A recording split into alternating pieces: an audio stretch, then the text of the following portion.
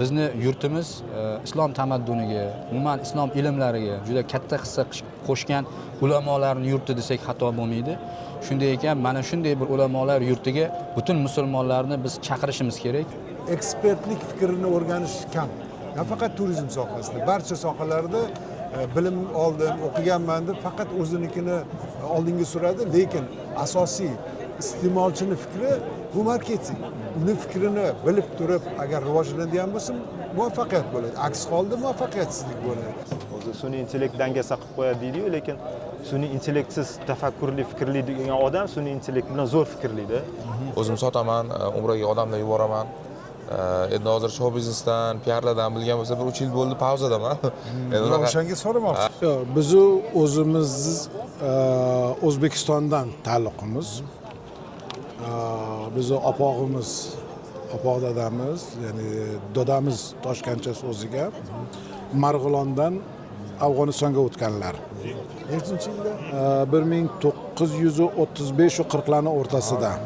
100 yilga yaqin. Men bugungi tadbirdan hayratlanayotganim xalqaro darajada muloqot maydoni yaratilganiga.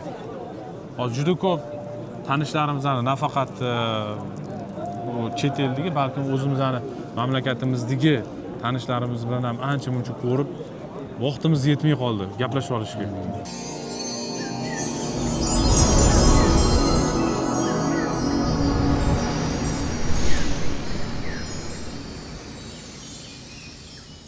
O'zi aslida bugun bir chiroyli anjuman, bizning qadriyatlarga juda ham mos bo'lgan, islomiy qadriyatlarga, o'zbek qadriyatlariga mos bo'lgan bir anjumanga kelganimizdan juda ham xursandman.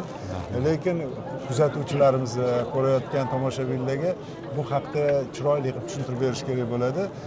Asosan men tushunishim bo'yicha ziyorat turizmini masalasida imkoniyatlarni kengaytirish, ya'ni bizani boradigan mehmonlarimizga, ziyoratchilarga yaxshi shart-sharoitlar borligi haqida ma'lumot berish. Mana hozirgina elchini kuzatib bordik, ana endi xotirjam bir chiroyli qilib aytib bersangiz.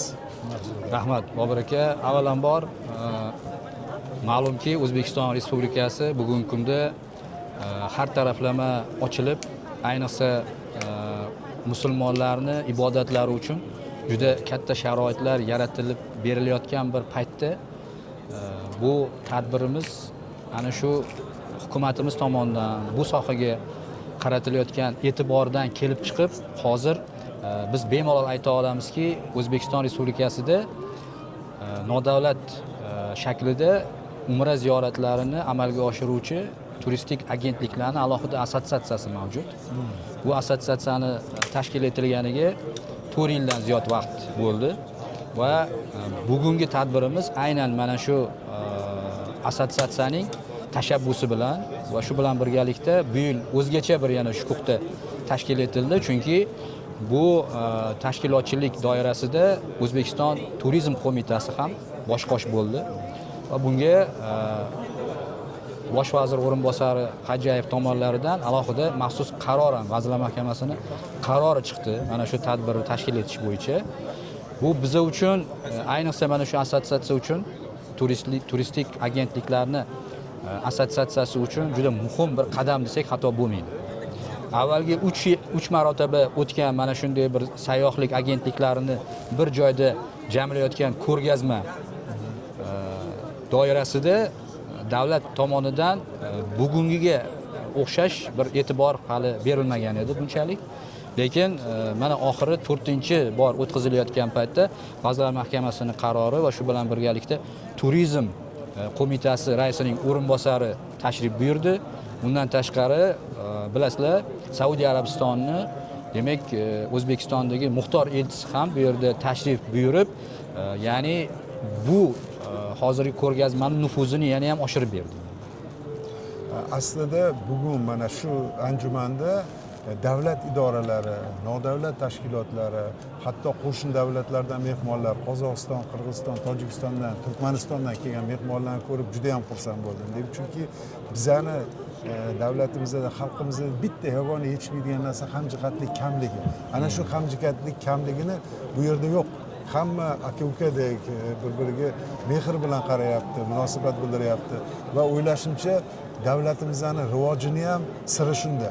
Agar shu davlat bilan xalqimiz hamjihat bo'ladigan bo'lsa, hozir rivojlangan davlatlardan oshib ketishimiz ham mumkin. Chunki biz siz bilan doim ta'kidlaydiganimizdek ilm, fan, e'tiqod, insoniylik, halollik hammasini birlashtirsak menimcha to'g'ri bo'ladi. Shuning uchun bu menimcha bu yo'ldagi birinchi qadamlardan biri deb o'ylayman. Endi bu anjumanlar yana tobora kengayib bormoqda deyapsiz. Kelajakda yaqin kunlarda, keyingi yil, undan keyingi yilda bu qamrov yanada kengayadimi? Albatta, Bobur aka bitta narsaga alohida urg'u berish kerak. Bu yilgi demak mana shu katta anjumanda ko'proq Umra Plus masalasi ko'tarildi. Umra Plus degani bu demak Malayziya, Indoneziya, Turkiya, Marokkash, Jazoir va boshqa musulmonlar yashayotgan o'lkalardan avval Imom Buxoriyni ziyoratiga kelib, keyin Madinaga, Makkaga borish masalasi ko'tarilyapti bu yerda. Aslida bu hukumat uchun ham juda katta foyda keltiradigan, O'zbekiston uchun, O'zbekistonning iqtisodiyotini rivojlantirish uchun juda bir katta bir maydon, bir platforma desak xato bo'lmaydi, Bobur aka. Buni tushunib yetishimiz kerak.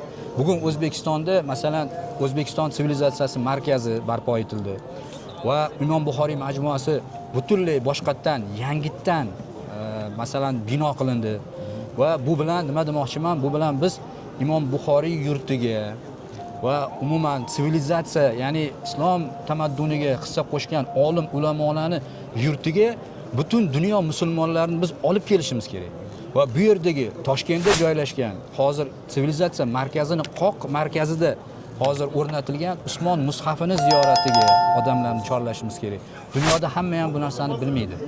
Aynan mana shu Usmon radhiyallohu anhu ning qo'llarida bo'lgan mana shu mushaf, Qur'on kitobi shahid qilingan paytlarida hatto qonlari to'kilgan o'sha mushafga va UNESCO bu narsani tasdiqlab bergan va UNESCOning muhofazasida hisoblanadi. Shunday ekan, butun dunyoga biz ochilishimiz kerak va Umra Plusni rivojlantirishimiz kerak. Bu 4-marotaba o'tkazilayotgan bu ko'rgazmamiz har taraflama 3 ta o'tkazilgandan juda ham farqli. Chunki geografiyasi torroq edi. Bugun mana shu tadbirimiz geografiyasi kengaydi. Va undan tashqari O'zbekistonga kelib, birinchi ziyoratlarni qilib, Imom Buxoriyni ziyoratiga kelib, Toshkentda juda ham ko'p diqqatga sazovor joylarni ko'rgandan keyingina Saudiya Arabistoniga borib asosiy ibodatlarga kirishish masalasini mana shu anjumanda ko'taryapmiz. Va bu narsa Turizm qo'mitasi tomonidan ham qo'llab-quvvatlandi. Bu degani kelgusida biz mana shu narsalarni prezident administratsiyasi darajasida olib chiqib, ko'pchilikni e'tiborini qaratib, O'zbekistonga biz ko'proq tashqariga emas, endi bu safar biz nima qilyapmiz? Ichkariga, ichki turizm deymiz-ku. Endi tashqaridan keladigan juda ham katta bir musulmonlarning adadi bor, soni ko'p. Ana shu narsaga biz urg'u beryapmiz.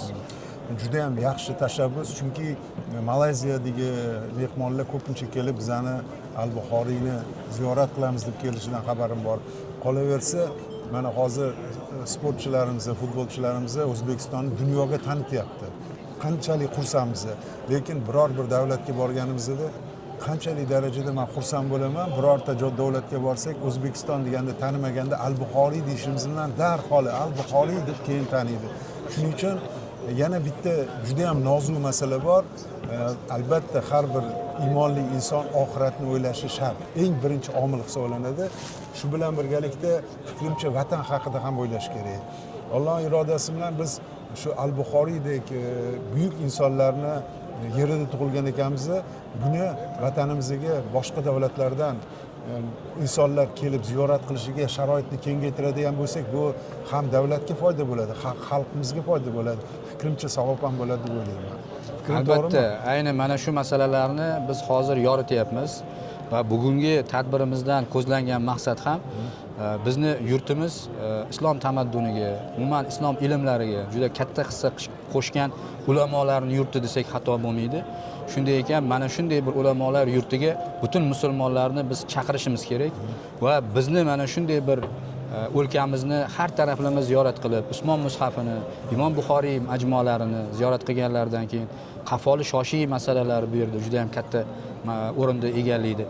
Shunday joylarni ziyorat qilib turib, keyin Madina va Makka shaharlariga borib turib ibodatlarini amalga oshirishlari musulmonlar uchun ham juda katta foydali va bu yangi bozor va shu bilan birgalikda biz bilamiz, bugun dunyo musulmonlarini juda ham ko'pchiligi sayohat qilishni xohlaydi va sayohat orqali ko'p ma'lumotlarni olishni xohlaydi.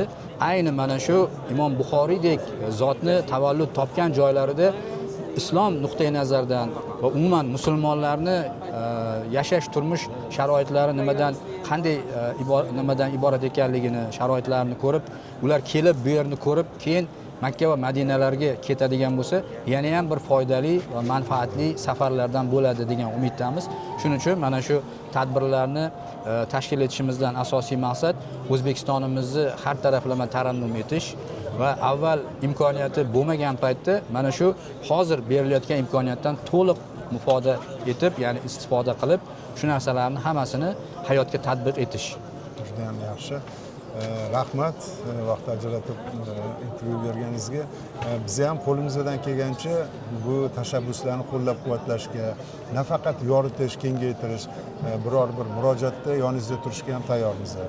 Rahmat Boburaka, xo'p, rahmat. Sog' bo'ling. وش الكلمات انت؟ لو سمحت اولا اهلا وسهلا بمدينه طشقان وحضرتك نحن mehmonimiz hozir birinchidan mana shu tadbirda ishtirok etganlardan juda ham xursand ekanliklarini bildiryaptilar. Undan tashqari Saudiya Arabistonida asosan bularni qiladigan ishlari hojilarga va umrachilarga demak ana shu avtobus, ya'ni transport xizmatlarini amalga oshirishar ekan va bu transport xizmatlarini amalga oshirish jarayonlarida juda ham katta yillar davomida o'zlarini tajribalariga ega ekanliklarini va umuman O'rta Osiyodan keladigan umrachilar va hojilarni 60% ga xizmat qilganlaridan juda ham mamnun ekanliklarini chiroyli bir isbotlab berdilar, ifodalab aytib beryaptilar.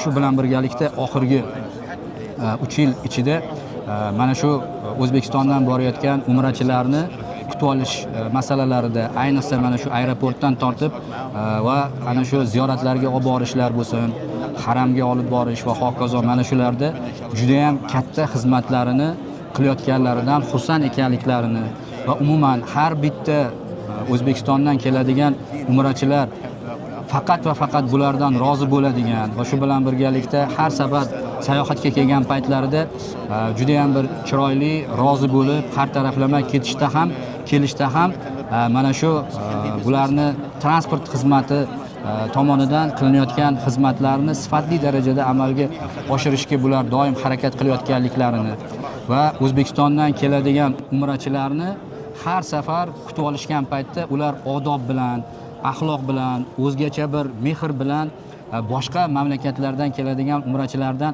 farqli ekanliklarini ham alohida tilga oldilar va aytayaptilarki, bundan keyin ham biz O'zbekistondan keladigan umrachilarga va hojilarga transport xizmatlarini amalga oshirishdan bag'oyat xursand bo'lamiz deyaptilar va bizga mana shu qilingan va tashabbuskorlik bilan qilingan va tashkil etilgan mana shunday bir ko'rgazmaga va ko'rgazmani tashkilotchilariga alohida minnatdorlik izhor etganlarini o'z demak nutqlarida so'zladilar va biz o'z navbatida bu kishiga bizni o'zimizni salomlarimizni va shu bilan birgalikda rahmatlarimizni, tashakkurlarimizni izhor etdik va shukran jazilan. نمكو في خدمتكم نمكو في خدمتكم va aytayaptilar, bular doim bizni xizmatimizda deb aytayaptilar.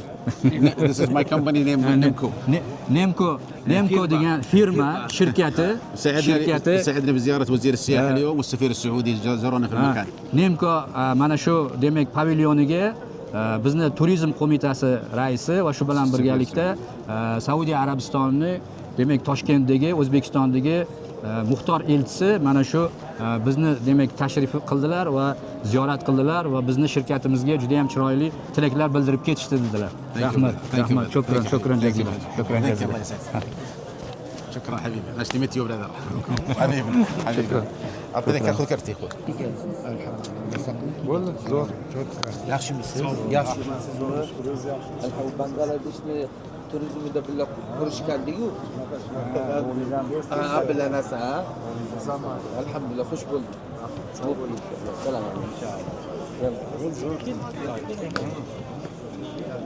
Avvalambor Bobur aka sizga katta rahmat. Doim shunaqa nima deydi, intervyularga sharoit qilib berasiz.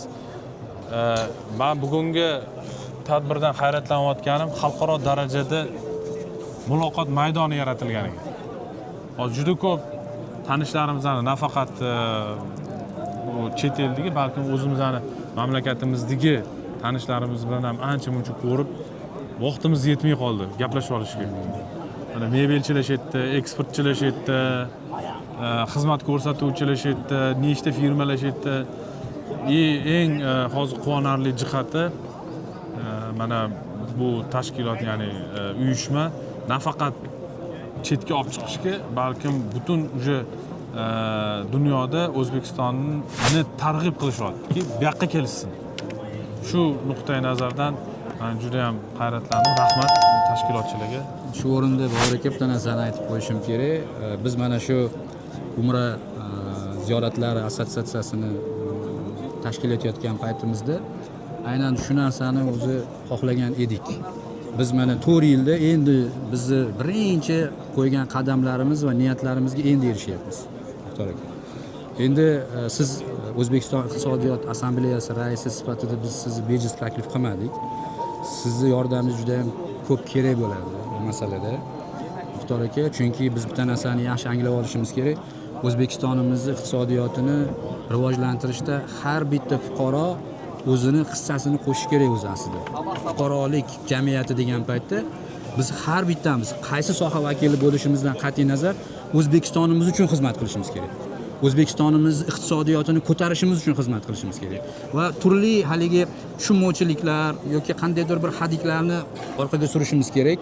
Chunki Saudiya Arabistoni bilan bog'liq masalalarda o'zingiz xabaringiz bor, tarixda qandaydir bir noqulayliklar yuzaga kelgan edi. Saudiyadan qo'rqishlar, qandaydir hadiklar masalan. Bu narsalardan voz kechishimiz kerak bugun, Muxtor aka. Bugungi kunda Saudiya Arabistoni butun dunyoga ochilib, hatto bilasiz, haj vizalarini ham, hatto umra vizalarini ham, qaysidir mamlakatlarga haj vizasini onlayn qilib qo'ydi. Va butun dunyoga umra vizasini onlayn shaklda olish, ya'ni shu paytgacha bu narsani biz kuzatmagan edik. O'zbekistonda faqatgina bitta tashkilot ruxsat berardi umraga borishga yoki hajga borishni masalan. Lekin biz shunaqangi bugungi kunda qo'limizda katta fursat paydo bo'ldiki va yuqorida ochilishda ham aytildi. Qarang, 360 mingta bir yilning o'zida 360 mingta masalan tashriflar va hokazolar bo'layotgan bo'lsa, buning ichida bizni O'zbekistondan bu yerga, ya'ni Saudiya Arabistoniga juda katta millionlagan odamlarimizni chiqib bu yerda ziyoratlarga borish kelishi bu albatta kerak. Lekin undan tashqari O'zbekistonning jozibadorligini biz ko'rsata olishimiz kerak. O'zbekiston islom sivilizatsiyasi markazini, Imom Buxoriy majmuasi va undan tashqari ziyoratgohlar juda ko'p bizda. Tarixga nazar tashlaydigan bo'lsak, bizning olim ulamolarimiz butun dunyoga islomni tanitgan. Mana shu katta olimlar bizni ajdodlarimizni tarannum etadigan vaqt keldi. Va Umra plus degan juda katta bir masalani ko'taryapmiz, chunki bu yerga kelib O'zbekistonni Samarqand, Buxoro, Toshkentni ziyorat qilib, keyin Madinaga uchib, u yerda umra ibodatlarini, haj ibodatlarini amalga oshirishi biz uchun juda ham katta foydali narsa deb tushuntiryapmiz hukumatga. Va bugun rahmat, mana hukumat bizni eshitdi.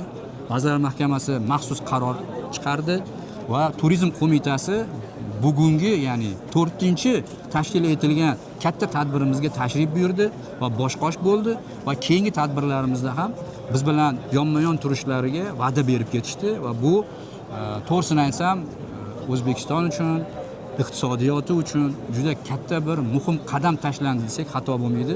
Va fursatdan foydalanib Bobur aka sizga va Muxtor aka sizga mana shu tadbirimizga tashrif buyurib bizni xursand qilib yana ham bizni shijoatlantirganinglar uchun alohida tashakkur, minnatdorchilik izhor etamiz. Rahmat. Rahmat. Rahmat. Rahmat. Bobur aka, rahmat. Sog' bo'ling. Assalomu alaykum. Welcome to Uzbekistan. Biz juda xursandmiz. Sizlarni davlatingizdan mehmon bo'lib kelib, bizlar bilan hamkorlik aloqalarini yo'lga qo'yayotganingiz nafaqat sizlarga, bizga ham, bizning xalqimizga ham foydali bo'ladi. O'ylashimcha, bu bunaqa anjumanlarning ko'payishi albatta hammaga manzur bo'ladi. O'zi O'zbekistonga kelganingizdan mamnunmisiz? Bizadagi yurtimizdagi odamlar bilan muloqotdan, shaharimizning go'zalligidan va hamkorligimiz bo'yicha qanaqa istiqbolni ko'ryapsiz? السلام عليكم نرحب بكم في أوزبكستان. نحن مسرورين من مجيئكم من نحن شركة منازل المختارة نقدم خدمات كاملة في مجال العمرة. نحن سعيدون بالقدوم إلى دولة أوزبكستان ونسعد بتقديم biz Manazil Muxtara firmasini, kompaniyasini shu taqdim qilamiz. Biz o'sha umrachilarga to'liq mutakomil bo'lgan xizmat ko'rsatadigan kompaniyamiz va bundan ham afzal xizmat ko'rsatish harakatidamiz. Biz bu O'zbekistonga bunaqa ko'rgazmalarga birinchi marta kelishimiz emas, safar kelishimiz, 5-marta kelishimiz deyaptilar. Umrachilarga o'sha umra vizasi chiqishidan boshlab to shu Saudiyani tark etguncha bo'lgan xizmatlarni hammasini bular taqdim qilishadi. Ya'ni o'sha nima deydi, transport vositalari bilan bog'liq bo'lgan yoki o'sha mehmonxonalar bilan bog'liq bo'lgan xizmatlar bo'lsin, hammasini to'liq bo'lgan kompleksniy xizmat ko'rsatish harakatidamiz. Bizda bularni hamkorlari, ya'ni bizani O'zbekistondan turib bularga murojaat qiladigan hamkorlar bormi? Ya'ni O'zbekistondan turib aynan bularni xizmatidan foydalanish uchun qanaqa imkoniyatlar bor? Shuni aytsalar. نعم شركة سنترم هوليديز. Shirkat سنترم هوليديز Central Holidays kompaniyasi bor ekan, bular bilan o'sha sherikchilik qiladigan, kompaniya. Welcome. Welcome to Uzbekistan. Ahmad. Assalomu alaykum. Hozir 1 minut. Biz shunaqa qalaysiz? Assalomu alaykum. Alloh yaxshimi? Rahmat. Yaxshimisiz, bormisiz? Assalomu alaykum. Tashqarida ham o'tirgan ekan. Men ham xursand bo'ldim. Endi qo'lga tushsangiz, ikki og'iz fikrlaringizni aytasiz. O'zi aslida какие люди в Голливуде deylardi. Biz Xudoga shukr Toshkentdamiz. Toshkentda ukamizni ko'rib qoldik. Rahmat. Qanaqasiz? Yaxshimisiz? Boboringiz yaxshimi? Charchamaysiz? Xudoga shukr, rahmat. Rahmat. Shu bir chiroyli anjuman ekan, qadriyatlarimiz. Umra bo'yicha shunaqa katta loyiha qilishibdi. 2-marta bu yil. Juda zo'r, xursand bo'ldim. Maza qilib, aylanib yuribman, tanishlarimni ko'rib, sizni ham ko'rib xursand bo'ldim. Men ham xursand Xudo xohlasa, men o'zim umra bo'yicha o'zimiz ham men ofis ochganman, 1 yildan beri shug'ullanaman. O'zim sotaman, umraga odamlar yuboraman. Endi hozir show biznesdan, PR-lardan bilgan bo'lsa, 1-3 yil bo'ldi pauzadaman. Endi o'shanga so'ramoqchi edim. Sardor Rahimxonlarga o'xshab aniq aytib chiqib ketganim yo'q. Endi hali bu narsani eplay olaman, eplolmayman deb, lekin shu umuman boshqa sohadaman hozir. Eplaysiz, meni bilasiz-ku, qancha sohaga kirganman, Xudoga shukr, hammasi yaxshi ketyapti. Eplaysiz. Rahmat. Sizdagi shiddat, shijoat hamma joyda ham natijasini beradi. Bilasizmi, bir yomon narsaga hafsala qilsangiz ham o'xshaydi. Alloh siniydi-da, qani fandamga imkoniyat bering. Siz yaxshi narsani ketiga tushibsiz, albatta muvaffaqiyat bo'ladi, lekin oldingi loyihalaringiz ham yomon emas edi. Faqat uni sal to'g'irlash kerak edi. Menimcha o'sha 3 yil davomida ancha fikrlaringiz o'zgargan bo'lsa kerak. Kutamiz. Endi Jaloliddin Rumiyning gaplari bor-ku, shu ko'milmasang ko'karmaysan deydi-ku. Odam bir ko'karish uchun bir ko'milish kerak bo'lar ekanda. 100%. Shu uchun bir ba'zi narsalarni bir o'tirib o'ylab olishga to'g'ri keladi. Ba'zi ishlar to'g'ri bo'lgan, ba'zi ishlar noto'g'ri bo'lgan, lekin Allohga shukr. Mana kinolarimiz kanallardan ketadi, tarbiyaviy filmlar hammasi, lekin shu hate qorishdi, men buni kinosi unaqa, buni kinosi bunaqa deb shu ozgina sal odam xafa qiladi. Hozirgi kunda kontent buzilgan, hozirgi novella, telefilm yoki o'sha televizion filmlarni holati yaxshi emasligi uchun men ijod qilmayapman, chunki ko'pchilik hozirgi kunda qaynona kelin, xiyonatkor kelinlar, xiyonatkor o'sha qaynota kelinlar muammosi bor. Bu narsalar menga aloqasi yo'q, lekin menga aloqador qilishadi, shu narsa menga yoqmaydi. Endi aslida haqiqatda odamlarda birinchi tasavvur deydi, stereotip deydi-ku ruschasiga. Sizni nomingizni eshitganda aynan shu qaynona bilan kelinning orasidagi munosabatlar xayoli keladi. Endi harom harislar ko'p aralashib ketdi aka. Mana bu Xudo urgan hozir yangi chiqqan rejissyorlar o'sha harom qilib tashladi rostdan. Ular bilan lekin meni qo'shib gapirishlarini xohlamayman. O'sha stereotip deyapman. Endi ochig'ini aytganda, assalomu alaykum. Yaxshimisiz? Salomat. Assalomu alaykum. Yaxshimisiz? Rahmat aka. Rahmat. Suhbat qilayotgandik. Yo, bexijolat. Samimiy nima? Xijolatli joyi. Bemalol aka, rahmat e'tibor. Endi bilasizmi, bir tomondan siz soddaroq tilda aytganda ularni aytganingizdagi bema'ni filmlarini oldida yaxshi ma'noda damingizni oldingiz. 3 yil damingizni olibsiz. Endi muhimi bilasizmi nima? Qora PR ham PRda. Siz haqingizda shunaqa salbiy munosabat bildirganda siz shunaqa bir chiroyli film chiqaringki, odamlar hayron qolsin. Nahotki buni hadqayum chiqardi, bunaqa mahorati ham bor ekanmi degan gapimni eslang va mana qadriyatlar qanaqa chiroyli qadriyatlar bilan mana shu mavzuda chiqaring. Xudo xolasa. Davlat siyosatiga, xalqimizga hammaga manzur bo'ladigan mavzular ko'p. Filmlarim bor. Xudo o'zi bir vaqt bo'lsa ko'rsangiz, yaxshi kinolarim ham bor. Ukam xursand bo'ldim. Muvaffaqiyat tilayman. Salomat bo'ling. Ijodlaringiz o'zi ehtiyot qiling, yaxshi ko'ring. Telefon o'shami? O'sha. Ertaga ham bo'lar ekan-ku. Balkim. Xizmat o'zati yo'q qolib. Yo'q, bo'ldi, yes. Xursandman ko'rishganimizdan. Shunaqa bir chiroyli anjumanda ko'rishganimiz undan ham yaxshi bo'ldi. Endi ozgina fikr mulohazalaringiz bilan bo'lishsangiz, bu anjumanni bizani davlatimizga, xalqimizga, e'tiqodimizga qanchalik ahamiyatliligi haqida ikki og'iz fikringizni bildirsangiz. Shu bizning asosiy yo'nalishimiz umra ziyoratini tashkil qilish, safarini tashkil qilish, Safar Travel kompaniya o'z nomi bilan. Bundan tashqari yana tashqi turizmga ham qarayapmiz, yo'naltiryapmiz. Mana bu yildan boshlab Istanbul ekskursion turlarini boshladik. Boshqa yana yangi produktlarni tayyorlayapmiz o'zimizning xalqimizga. Ya'ni qadriyatlar asosida bizani o'zimizni shu o'zbekona bir yondashuv bilan bemalol farzandlar o'zini ota-onasini yuboradigan qilib, xotirjam yuboradigan qilib, servis asosiy tomonlarimizni g'amxo'rlikni ko'rsatish. Ya'ni tashab qo'yish emas, yuborib. Mana shu yo'nalishda mana 1 yildan beri bu, ya'ni o'tgan yili yozida 1 yil bo'ldi. Yozida mana shunday yondashuv bilan faoliyat boshlashdi. Ya'ni hamma operatsiyalarni, ya'ni tashkiliy ishlarni tizimlashtirib, nafaqat sotuv, balkim servis ko'rsatish, xizmat ko'rsatish yo'lini tizimlashtirgan holda, o'z xatolarimizdan ustida tinmasdan ishlagan holda ancha yuqori darajalarga, standartlarga erisha oldik deb o'ylayman. Endi maqsadimiz bu yili shu standartni saqlab qolish, yuqori xizmat sifatli standartni saqlab qolish va balki undan ham yaxshiroq qilish va o'tgan yili 15 mingta ziyoratchini yuborgan bo'lsak, umraga bu yili 20 ming qilib yuborish, sonni oshirish. Shuning uchun bu anjumanning foydali tomoni shuki, biz ko'p xizmatimizning asosiy unsurlaridan bo'lmish bu mehmonxonalar va transfer kompaniyalar Saudiya Arabistonida joylashgan.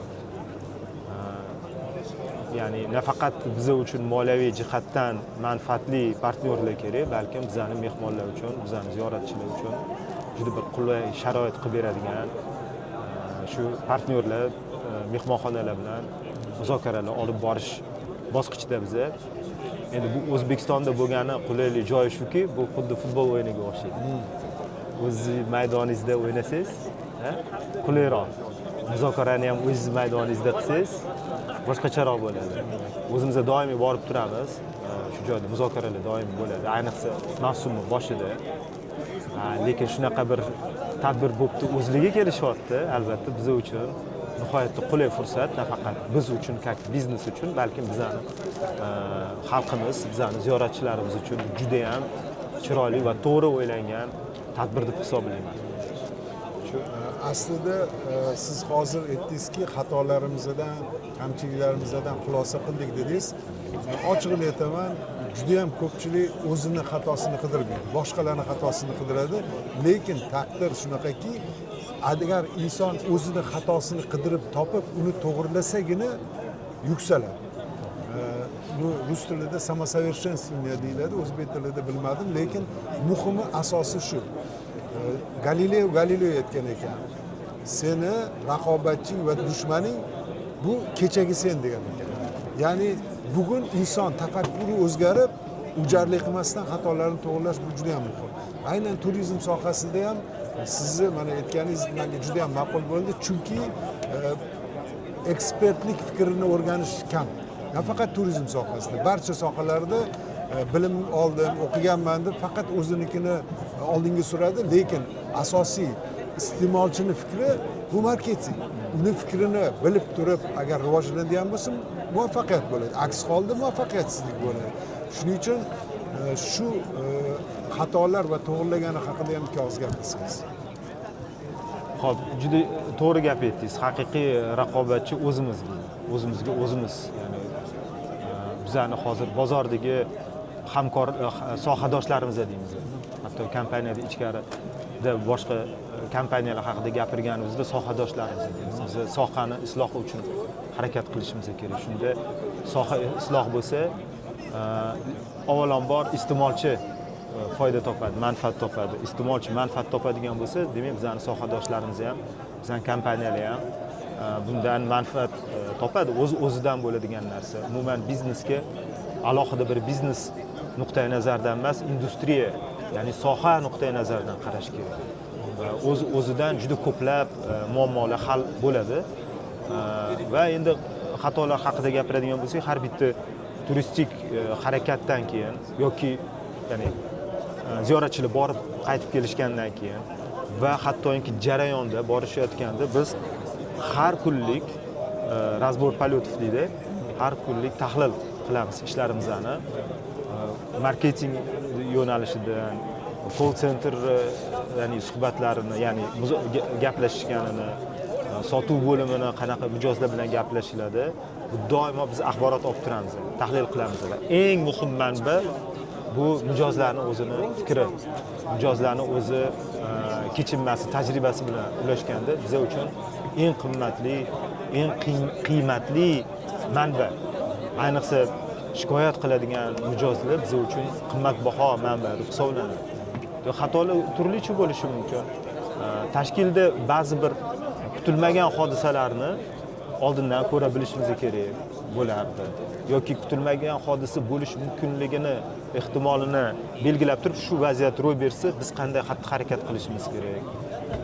Shunga o'xshagan, misol uchun taomda juda bir nozik narsa ziyoratda bizani, ya'ni yosh katta odamlar boradi-da, yuboramiz. Ular O'zbekistondagi ovqatning sifati, mazaligi, uni yengilligi nuqtai nazardan bizning xalqimiz juda ham didli. Duch kelgan narsani yeb ketavermaydi. Och qolsa qoladiki, shu ovqatni yemaydi.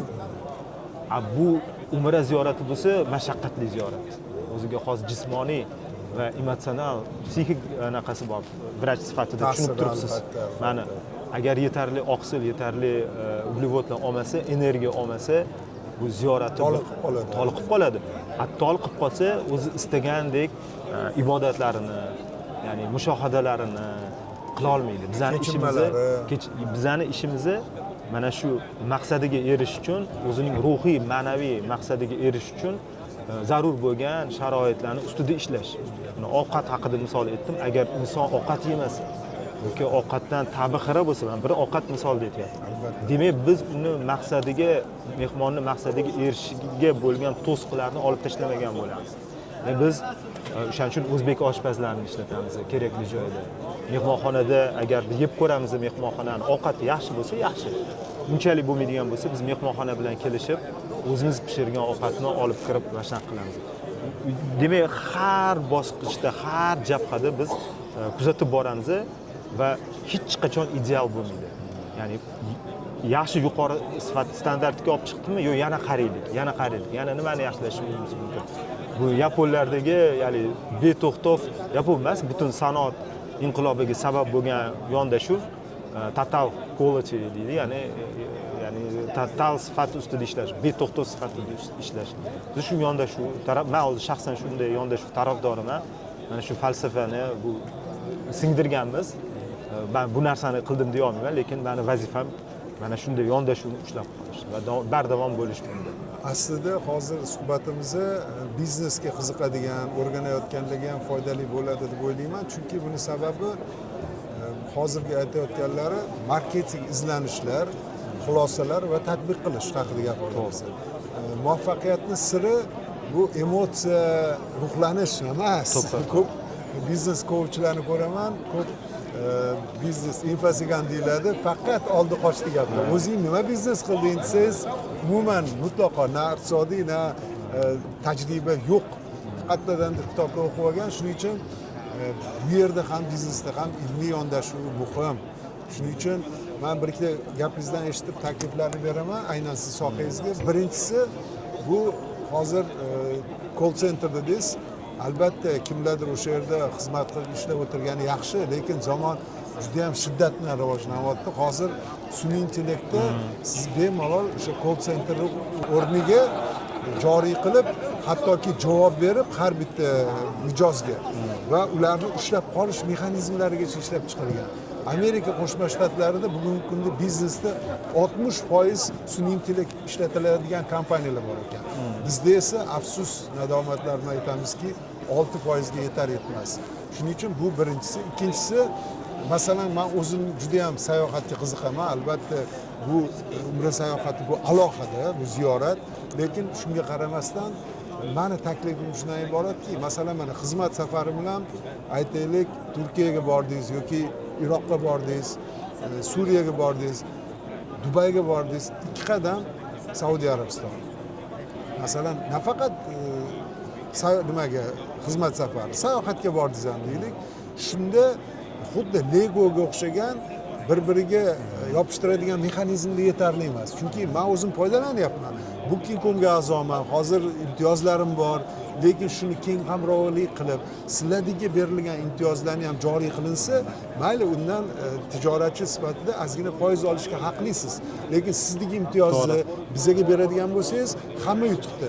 Mehmonxona, siz va men. Hozir shu o'rinda ikkita masalani ko'tardik, sun'iy intellekt masalasida. Shaxsan men mijozlarimiz bilan sun'iy intellekt gaplashishini istamagan bo'lardim. Jonli muloqot bo'lishi kerak deb bilaman, chunki bizning call operatorlarimiz nafaqat ma'lumot beruvchi, balki maslahat beruvchi ekspert tarzida biz yondashamiz. Ammo lekin bu yerda sun'iy intellektning o'rni bor. Biz juda katta massiv ma'lumotlarni tahlil qilamiz. Bir arzon instrumentlar emas, biz ishlatadigan sun'iy intellektni ishlatadigan narsa qimmatini ishlatamiz. Va nima desamki, hozir gapirsa juda texnik jihatlar hech qanaqa sir joyi yo'q. Istagan odam o'zini sohasi uchun qanday ishlatishi kerakligini o'ylaydigan bo'lsa, qiziqsa o'zini yo'lini topadi. Muhimi bu yerda nihoyatda katta hajmdagi ma'lumotlarni sifatli qayta ishlab, turli alternativ muqobil yechimlar topa bilish va joriy qilingan qarorlarni, tizimlarni, ishlarni nazorat qilishda juda bir kuchli instrument. Va albatta unda yondashilayotganda sun'iy intellektni ishlatganimizda tabiiy intellektni o'chirib qo'yish kerak emas. O'zi sun'iy intellekt dangasa qilib qo'yadi deydi-yu, lekin sun'iy intellektsiz tafakkurli, fikrli degan odam sun'iy intellekt bilan zo'r fikrlaydi. Lekin sun'iy intellekt bo'lmasdan oldin fikrlashga o'rganmagan odam sun'iy intellektdan to'laqonli foydalana olmaydi. Buni tushunish kerak. Endi yaxshi bilar ekansiz, lekin mavzuni aynan nuqtasiga urdingiz. Chunki men ilmiy ish qilyapman-da sun'iy intellekt bo'yicha. Aynan shuni foydasi bilan zararini ajratish bo'yicha. Shu meni xulosalarimdan bittasi siz aytganingiz. Va ikkinchi punkti produktlarni. Siz aytgan narsa Legoga o'xshab yasaladigan narsani biz produkt deymiz. Har bitta shu umra bo'lsin, turizm bo'lsin, biz ya'ni gruppalar uchun juda bir mavsum boshlanishidan qattiq ishlaymiz, yasaymiz va individual produktlarimiz ham bor. Va maxsus bo'limimiz bor. Bunda ishlaydigan va bunda ham sun'iy intellektdan foydalanadigan platformalarimiz bor ichki. Ofisimizga vaqtingiz bo'lganda kelishni sizga iltimos sizni shunga taklif qilaman kelsangiz va istagan yo'nalishingizda, istagan xohishlaringiz uchun turli shu platforma tizimlaridan siz ya'ni istagan byudjetingiz uchun ya'ni samarali qilib sizga tanlab yasab berishadi, shu narsani yasab berishadi. Xuddi shu narsani to'g'ri o'zingiz ham yasay olasiz, lekin siz ko'proq ketkazgan vaqtingizni bunda tezroq bo'ladi, chunki vaqtingiz tejaladi va bundan tashqari biz sizga bu narsani taqdim qilganimizdan keyin shu bilan siz tashab qo'ymaymiz. Mas'uliyat siz bo'yningizda qolib ketmaydi. O'zingiz qilsangiz, o'zingiz mas'uliyat sizda qolib ketadi. Siz o'zingiz sayohatingizga chiqqaningizda, o'zingiz, do'stlaringiz, oilangiz bilan chiqqaningizda doimo aloqada bo'lamiz, kuzatamiz. Nimadir muammo bo'lsa joyida hal qilamiz. Shunaqa bir servisimiz bor. FIT deydi, fit bo'limi deydi. Bo'ldi. Xudo xolisa albatta boramiz, chunki menga juda ham qiziqarli mavzu. Lekin yana boshqa bir taklif ham bor sizga. Eshitaman. Chunki mana suhbatimizni mana hozir o'zida menga qiziqish katta uyg'otdi-da. Chunki sayohat qiziq menga, keyin biznes qiziq, turizm qiziq. Shu nuqtai nazardan nafaqat menga, menimcha ko'rayotgan muxlislarga ham ko'plab savollariga javob topa olamiz. Shuning uchun siz ham bir kun vaqt topsangiz, men o'zimning studiyam bor. Shu studiyamga tashrif buyursangiz, aynan shu mavzularni sal kengaytirsangiz. Men sizga bitta mavzu taklif qilaman. Marhamat. Halol konseptli turizm konsepti. Men Turkiyaga borib, Antaliya sohillarida bir nechta mehmonxonalarni borib ko'rib turib, gaplashib keldim. Shu bizda tushunilmagan soha, bizda yaxshi rivojlanmagan, tarqalmagan va uni o'rganib keldim va bo'lishaman. Juda ham mavzu, chunki men o'zim ham ko'p xorijga chiqaman-da. Hindiston, Xitoy tomonlarga ish yuzasidan ko'p boraman. Ba'zi payt bosh aylanib ketadi. Qanaqa ovqat nimadan qilingan? Shu sun'iy intellektiga savol berib, xitoycha yozuvlarni berib boshini qashab o'tiraman. Siz aytgan tamoyil menimcha hammaga qulay bo'ladi. Rahmat, sog' salomat bo'ling. Xudo xolisa, endi bu ko'rsatuvni kengroq miqyosda kutamiz. Davom etadi bo'lishlarini. Va albatta marhamat, savollar bo'lsa yozing. Aynan yana shu mavzuga yo'ldosh bo'lgan qanaqa mavzularni yoritishimiz, ukamizga qanaqa savollar berishimiz bo'yicha savol bersangiz, sizning nomingizdan men savollarni berib ko'rsatuvimizni davom ettiramiz. Rahmat, sog' bo'ling. Rahmat. Xush kelibsiz. Xushbaxt bo'ling. Qaysidir ma'noda sizni ham vataningiz, bizning O'zbekiston. Juda ham xursand bo'ldim. Saudiya Arabistonida aynan bizning yurtdoshimiz mehmonxonada xalqimizga xizmat ko'rsatadigan sharoit yaratgandan juda ham xursand bo'ldim. Rahmat sizga. Endi o'zingiz ham bu anjuman O'zbekistonda 4-marotaba tashkil qilingan. To'g'ri. Shunga bir har yili kelsangiz kerak, to'g'rimi? Imkoniyat darajasida. Yo'q, bu birinchi yil biz kelardik, aylanib ketardik, ammo birinchi yil ishtirok qilganimiz. O'zi umuman hozir yurtimizdagi aynan bunaqa o'ziga xos muqaddas va nozik masalaga bo'lgan yondashuv bo'yicha o'zgarishlar ma'qul bo'lyaptimi sizga? Juda ham ma'qul bo'lyapti, to'g'ri. Alhamdulillah. Bu bo'layotgan jarayonlardan kutishingiz qanaqa?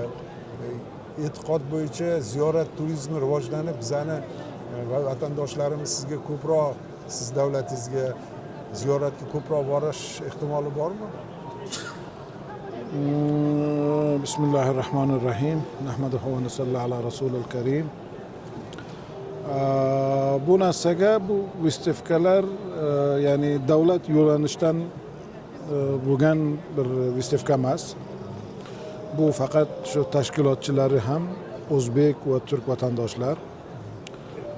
U qatnashchilar, qatlanuvchilar hammasi shu xususiy bizneslarga ega kompaniyalar. Masalan, gostinitsaning egalari, catering kompaniyalar, transport kompaniyalar, umra vizani chiqarib beradigan kompaniyalar shular qatlangan. Va bu narsani ta'siroti juda ham ko'p katta, samaralik deb bilamiz va bunga biz guvoh bo'lganmiz. Bu nabarot davlatga ikki tomonlik foyda keltiradi. Balki ishonch kuchi ham ko'paytiradi.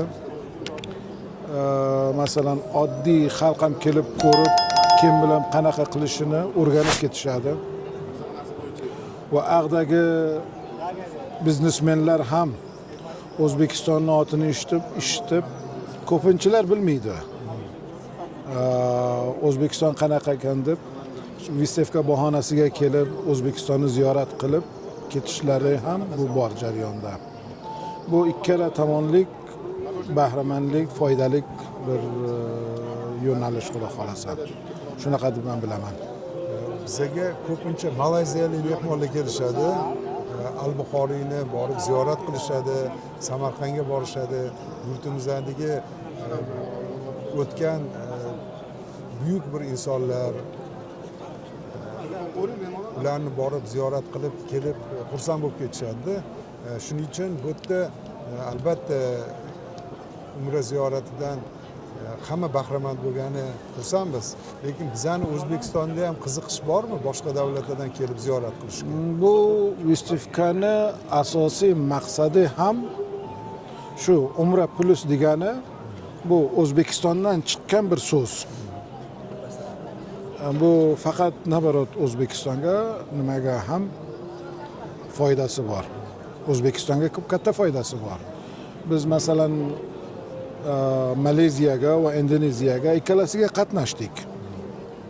Va anshatda guvoh bo'ldik, kelib bizdan so'rashardi. Bizni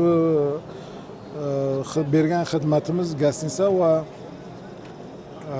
catering kompaniya.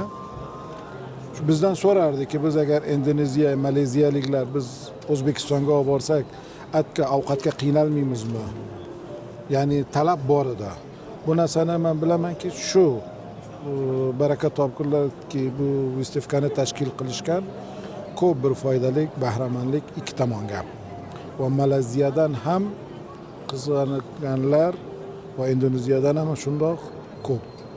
O'zingizni mehmonxonangiz haqida ham ikki og'iz gapirib bersangiz, qaysi tomonlari bilan har bir sohani, har bir biznesni o'ziga yarasha yaxshi tomonlari bo'ladi va o'sha yaxshi tomoniga qiziqib mijozlar, odamlar borib sizni xizmatingizdan foydalanadi. Shu haqida ikki og'iz gapirib bersangiz, nomi va imkoniyatlari haqida. Bizni biznesimiz asos qiladigan ishimiz catering. Shu dunyodan haj sezoniga 1.800.000 kishi keladi, hajga ishtirok qilishadi. Shular har davlatni o'zini taomi va o'zini tati bo'ladi. Va hajga kelganlar ko'pinchalar yoshi kattalar bo'ladi. Bular yangi mamlakatni, yangi ovqatni yeyolmaydi.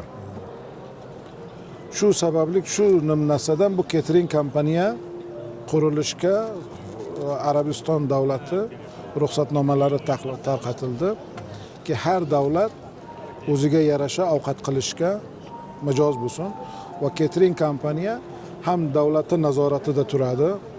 To ya'ni bir kasallik yo bir muammo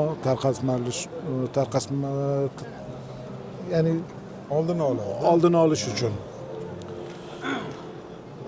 Shu sababli masalan biz kompaniyamiz Xudoga shukr bu yil Ozarbayjon, Turkmaniston, Turkiya, Indoneziya, Sudan va Aljazair davlatlarga ovqat berdik, catering berdik.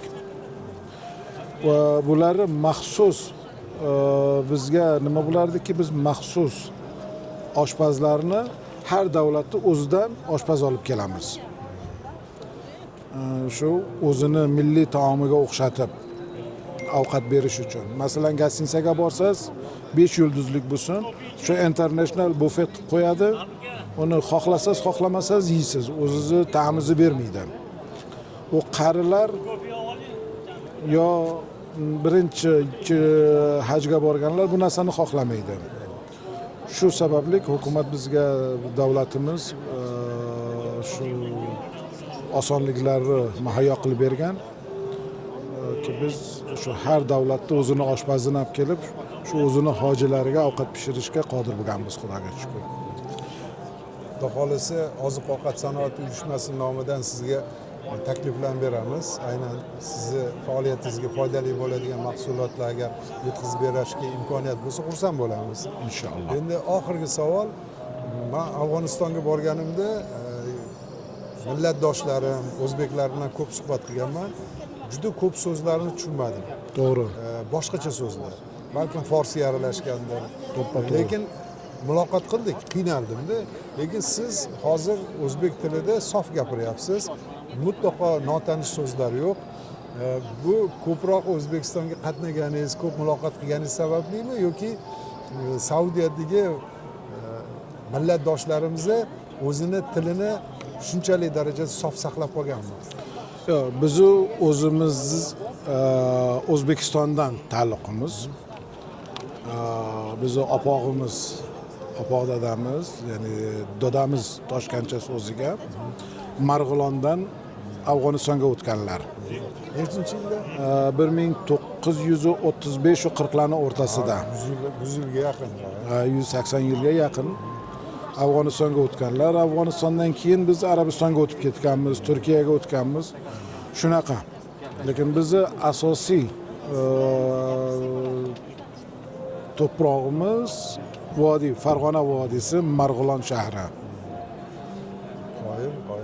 Lekin men o'zimni eshitishimga qaraganda Saudiya Arabistonida juda ko'p o'zbeklar bor ekan. To'g'rimi? Va Saudiya Arabistonida agar borsangiz, masalan, Saudiya fuqarolik bo'lganlar bor, minister bo'lganlar bor. Eng ko'pinchisini nimalari vodiydan. Va shatga bizlar kimligimizni yo'qotmasligi uchun familiya desakmi yo taxallus desakmi, shu o'zimizni shahrimizni otini qo'yganmiz. Masalan, mana Yahyobek Marg'iloniy deb tanishadi. Kimdir Andijoniy, kimdir Namangoniy, kimdir Samarqandiy, kimdir O'shi, kimdir Turoziy. Shu familiya ot qo'yilgan o'z shahriga nisbat berib. Bizni bobomiz, opoq dadamiz Marg'ilondan bo'lgan. Ona tomonidan Namanganlik. Vodiy. 100%. Azizlar, mana qarang, akamiz hammamizni ibodat qilishga intiladigan Saudiya Arabistonidagi davlatda yashab, o'zlarini qadriyatlarini saqlab qolyaptilar. Biz musulmonmiz, lekin o'zbekligimiz ham unutmasligimiz kerak. Shuning uchun juda ham xursand bo'ldim siz bilan suhbatdan. Rahmat. Bu o'ziga xos bizning muxlislarimizga o'ziga xos dars. Chunki Saudiya Arabistoni bu alohida davlat, o'zini tili bor, o'zini odatlari bor. Lekin bu sizni o'zbekligingiz, tilingizni yo'qotmaslik, taxallusingizni qo'yishga xalaqit qilmaydi. To'g'rimi? Shuning uchun biz ham azizlar qadriyatlarimizni saqlaylik, qadrlaylik. Rahmat sizga. Sog' bo'ling. Salomat bo'ling. Rahmat. Qani endi ko'proq vaqt bo'lsa siz bilan rosa gaplashishim kerak. Xudo xolasa inshaalloh. Hali ko'risharmiz nasib qilsa. Mayli. Sog' bo'ling. Rahmat.